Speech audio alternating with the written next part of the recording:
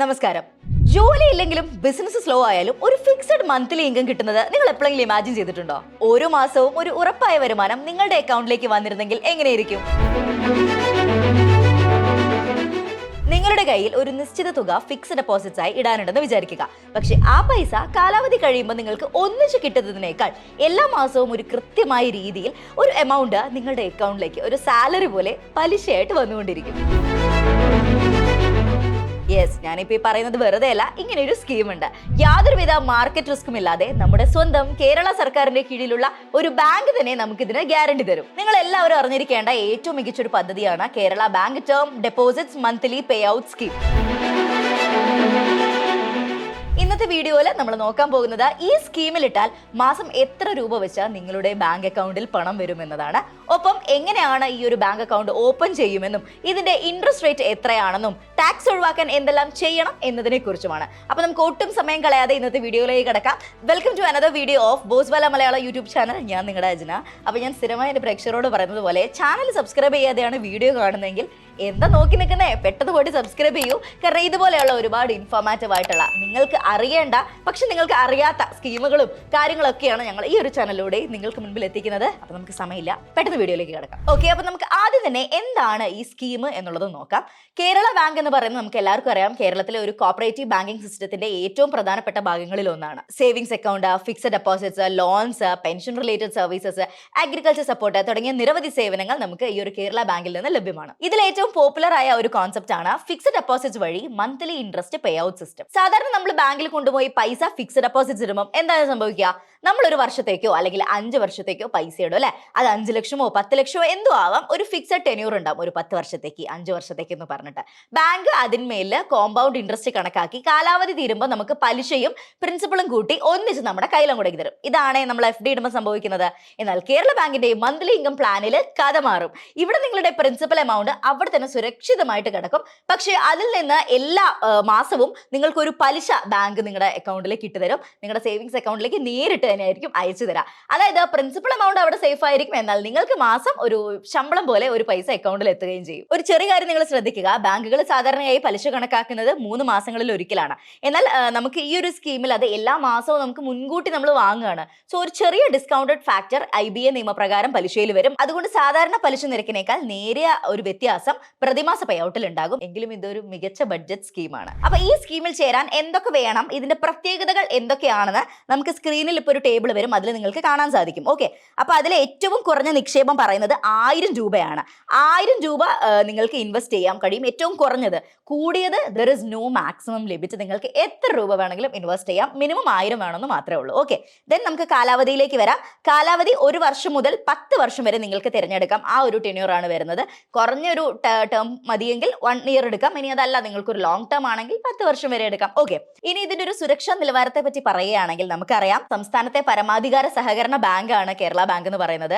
RBI അതുപോലെ നബാർഡിന്റെ ഒക്കെ മേൽനോട്ടുള്ള ഒരു ബാങ്കാണ്. അപ്പൊ നമുക്ക് പൂർണ്ണമായിട്ടും വിശ്വസിക്കാം. ആൻഡ് മുതിർന്ന പൗരന്മാർക്ക് പ്രത്യേക ആനുകൂല്യങ്ങളും ഉണ്ട്, അത് പറയാം.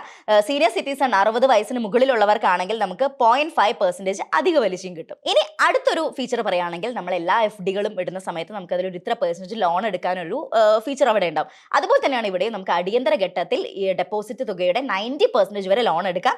നോട്ട് ദ പോയിന്റ്, 90% വരെ എടുക്കാം കേട്ടോ. ഇനി ഇതിന്റെ ഏറ്റവും വലിയൊരു പ്രത്യേകത എന്ന് പറഞ്ഞാൽ ഏജ് ലിമിറ്റ് എന്ന് പറയുന്നത് 18 വയസ്സാണ്. 18 വയസ്സിന് മുകളിലുള്ള ഏതൊരു ആൾക്കും ഈ ഒരു ഡെപ്പോസിറ്റിൽ ചേരാവുന്നതാണ്. പക്ഷെ 18 വയസ്സിന് താഴെയാണ്. അത് നിങ്ങളൊരു മൈനർ ആണെങ്കിൽ നിങ്ങൾക്ക് വേണ്ടി നിങ്ങളുടെ പേരൻസിന് അല്ലെങ്കിൽ ഗാർഡിയൻസിന് ഈ ഒരു അക്കൗണ്ട് ഓപ്പൺ ചെയ്യാൻ പറ്റും. ഓക്കെ, അപ്പൊ ഇതിന്റെ ഫീച്ചേഴ്സ് മനസ്സിലായല്ലോ. ഇനിയാണ് ഏറ്റവും മേജർ പാർട്ട്, ഇൻട്രസ്റ്റ് റേറ്റ്. നമ്മൾ ഏതൊരു ബാങ്കിൽ എന്ത് പൈസ, അത് FD ആയിക്കോട്ടെ, RD ആയിക്കോട്ടെ, സേവിങ്സ് അക്കൗണ്ടിൽ പൈസ ഇടുന്ന ആയിക്കോട്ടെ, നമ്മൾ ആദ്യം നോക്കുന്നത് എന്താ? Interest rate. എത്ര ഇൻട്രസ്റ്റ് റേറ്റ് കിട്ടും എന്നുള്ളത്. സാധാരണ വലിയ വലിയ നാഷണലൈസ്ഡ് ബാങ്കുകളേക്കാൾ മികച്ച പലിശ നിരക്കുകൾ പലപ്പോഴും നമുക്ക് കോപ്പറേറ്റീവ് ബാങ്ക്സ് നൽകാറുണ്ട്. നിലവിലെ ഏകദേശ പലിശ നിരക്കുകൾ ഇങ്ങനെയാണ്. ഞാൻ പറഞ്ഞുതരാം. നിലവിൽ ഇന്നത്തെ കണക്ക് വെച്ചിട്ടാണ് കേട്ടോ, ഇതിൽ ചേഞ്ചസ് വരും. ഓക്കെ, അപ്പൊ ഇതിന് നിക്ഷേപ കാലാവധി 1 വർഷമാണെങ്കിൽ ജനറൽ പബ്ലിക്കിന് 7.1% ആണ് ഇൻട്രസ്റ്റ് ഓഫ് റേറ്റ് വരുന്നത്. ഈ 1 വർഷ കാലാവധിയിൽ തന്നെ സീനിയർ സിറ്റിസൺ വരുമ്പം 7.6%. ഞാൻ ആദ്യം പറഞ്ഞിരുന്നു 0.5% സീനിയർ സിറ്റിസൺ അധികം വരും എന്നുള്ളത്. ആൻഡ് ഇനി ടെന്യൂർ മാറ്റി 1 വർഷം മുതൽ 2 വർഷം വരെ ആക്കുകയാണെങ്കിൽ സെയിം തന്നെയാണ്, വ്യത്യാസമൊന്നുമില്ല. ജനറൽ പബ്ലിക്കിന് 7.1%, സീനിയർ സിറ്റിസണിന് 7.6%. 7.6%. ഇനി കുറച്ചും കൂടി ഇൻട്രസ്റ്റ് റേറ്റ് കുറയുന്നതാണ്. 2 വർഷം തൊട്ട് 10 വർഷം വരെയുള്ള ടെനർ എടുക്കുകയാണെങ്കിൽ ജനറൽ പബ്ലിക്കിന് 7% ഉള്ളൂ, 0.1% കുറഞ്ഞിട്ടുണ്ട്. ആൻഡ് സീനിയർ സിറ്റിസണിന് 7.5% ആണ് വരുന്നത്, അവിടെയും ഒരു 0.1% കുറഞ്ഞിട്ടുണ്ട്. ഓക്കെ, അപ്പോൾ ഇതാണ് നിലവിലെ ഇൻട്രസ്റ്റ് റേറ്റ് എന്ന് പറയുന്നത്. ഒരു കാര്യം ശ്രദ്ധിക്കുക, പലിശ നിരക്കുകൾ ബാങ്കിന്റെ തീരുമാനപ്രകാരം സമയാസമയങ്ങളിൽ മാറാം. അതുകൊണ്ട് നിങ്ങൾ ഇൻവെസ്റ്റ് ചെയ്യുന്നതിന് മുൻപ് കൃത്യമായി ആ ബാങ്കിൽ എൻക്വയറി ചെയ്ത് ഇൻട്രസ്റ്റ് റേറ്റ് ഒക്കെ എത്രയെന്ന് ചോദിച്ച് മനസ്സിലാക്കിയതിനു ശേഷം മാത്രം ഇൻവെസ്റ്റ് ചെയ്യുക. ഓക്കെ, ഇനി മാസം എത്ര രൂപ നിങ്ങളുടെ അക്കൗണ്ടിൽ വരും എന്നുള്ളൊരു കണക്കും നമുക്ക് ജസ്റ്റ് ചെറിയൊരു കാൽക്കുലേഷനും കൂടി നോക്കാം. ഓക്കെ, അപ്പം ഞാൻ വെക്കുന്ന ടെനർ എന്ന് പറഞ്ഞാൽ 1 year to 2 year എന്നുള്ള ടെനറാണ് വെക്കുന്നത്.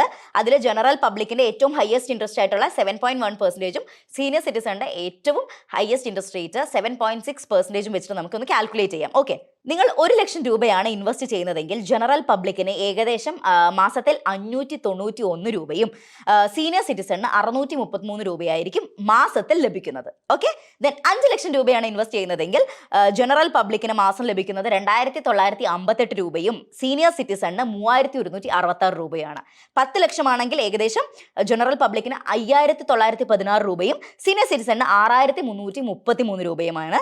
ഇനി 20 ലക്ഷമാണ് ഇൻവെസ്റ്റ് ചെയ്യുന്നതെങ്കിൽ ജനറൽ പബ്ലിക്കിന് 11833 രൂപയും സീനിയർ സിറ്റിസണിന് 12666 രൂപയും.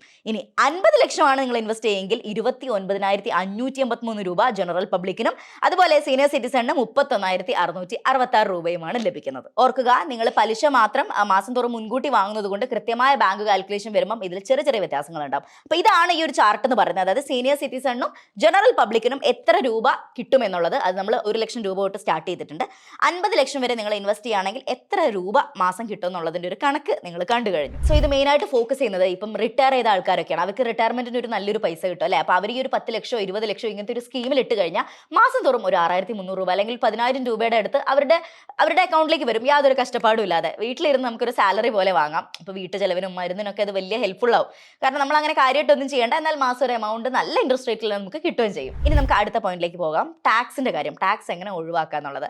നമ്മൾ കഷ്ടപ്പെട്ടുണ്ടാക്കുന്ന പൈസയുടെ പലിശയിൽ നിന്ന് ടാക്സ് പിടിച്ച് പോകുന്നത് സത്യം പറഞ്ഞാൽ ആർക്കും ഇഷ്ടമുള്ള ഒരു കാര്യമല്ല. ബാങ്ക് നിക്ഷേപങ്ങളിൽ നിന്നുള്ള പലിശ വരുമാനം ഒരു നിശ്ചിത പരിധി കഴിഞ്ഞാൽ ബാങ്കുകൾ നിയമപ്രകാരം TDS tax deducted at source പിടിക്കും.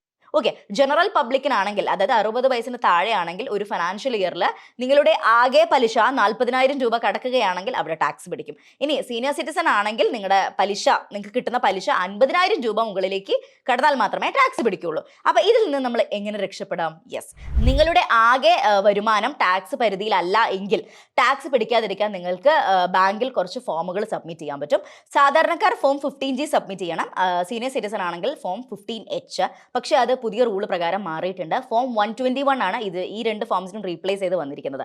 അപ്പോൾ ഓരോ ഫിനാൻഷ്യൽ ഇയറും തുടക്കത്തിൽ അതായത് ഏപ്രിൽ മാസത്തിൽ നിങ്ങൾ ഈ ഒരു ഫോം കേരള ബാങ്ക് ബ്രാഞ്ചിൽ കൊണ്ടുപോയി കൊടുത്തു കഴിഞ്ഞാൽ 1 രൂപ പോലും ടാക്സ് പിടിക്കാതെ മുഴുവൻ പലിശയും നിങ്ങളുടെ അക്കൗണ്ടിലേക്ക് വരും. അപ്പോൾ എങ്ങനെയുണ്ട്? അപ്പം ഈ ഒരു കാര്യം നിങ്ങൾ എല്ലാവരും ശ്രദ്ധിക്കുക കേട്ടോ, ഫോംസിന്റെ കാര്യം. ഇനി എല്ലാവർക്കും അറിയേണ്ട കാര്യം, എങ്ങനെ ഈ സ്കീമിൽ ജോയിൻ ചെയ്യാം. ഓക്കെ, ഈ പ്രതിമാസ വരുമാന പദ്ധതിയിൽ ചേരുന്നത് വളരെ എളുപ്പമാണ്. നിങ്ങളുടെ തൊട്ടടുത്തുള്ള Kerala bank cooperative bank branch സന്ദർശിക്കുക, ഒരു ടേൺ ഡെപ്പോസിറ്റ് ആപ്ലിക്കേഷൻ വാങ്ങി അത് പൂരിപ്പിക്കുക. ആൻഡ് ഫോം പൂരിപ്പിക്കുമ്പോൾ ഏറ്റവും പ്രധാനമായി നിങ്ങൾ ശ്രദ്ധിക്കേണ്ട ഒരു കാര്യമുണ്ട്. പലിശ തുക കാലാവധിക്ക് ശേഷം കിട്ടുന്ന ക്യുമുലേറ്റീവ് ഓപ്ഷന് പകരം monthly interest pay out option നിങ്ങൾ ടിക്ക് ചെയ്യണം.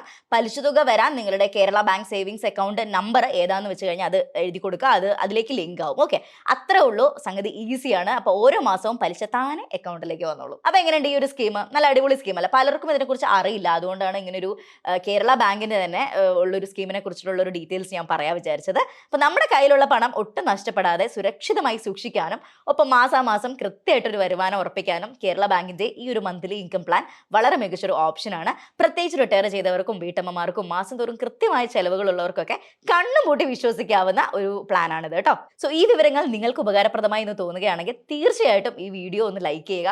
കൂടാതെ നിങ്ങളുടെ ഫ്രണ്ട്സിനും ഫാമിലിക്കൊക്കെ ഷെയർ ചെയ്യുക. പ്രത്യേകിച്ച് സീനിയർ സിറ്റിസൺ ഒക്കെ ഉണ്ടെങ്കിൽ അവർക്കൊക്കെ അയച്ചു കൊടുക്കുക. അപ്പോൾ ഇതുപോലെയുള്ള കൃത്യമായ ബാങ്കിങ് അല്ലെങ്കിൽ ഫിനാൻഷ്യൽ വിവരങ്ങൾ ഇനിയും നിങ്ങൾക്ക് ലഭിക്കാൻ നമ്മുടെ ചാനൽ ഇപ്പോൾ തന്നെ സബ്സ്ക്രൈബ് ചെയ്യാനും നിങ്ങൾ മറക്കരുത്. ആൻഡ് നിങ്ങൾക്ക് എന്തെങ്കിലും ടോപ്പിക്കിനെ കുറിച്ച് അറിയണമെങ്കിൽ അത് കമൻറ്റിൽ രേഖപ്പെടുത്തുകയാണെങ്കിൽ അതിനെക്കുറിച്ച് നമ്മൾ ഡീറ്റെയിൽ വീഡിയോ ചെയ്യുന്നതായിരിക്കും. അപ്പോൾ നമുക്ക് അടുത്തൊരു വീഡിയോ ആയിട്ട് കാണാം. It's me Ajna signing off. Thanks for watching. Brand partnerships and advertising എൻക്വയറീസിനായി ഇമെയിൽ ID brand@boswala.com അല്ലെങ്കിൽ 9108014192 എന്ന വാട്സ്ആപ്പ് നമ്പറിലോ ബന്ധപ്പെടൂ. Boswala, be the boss.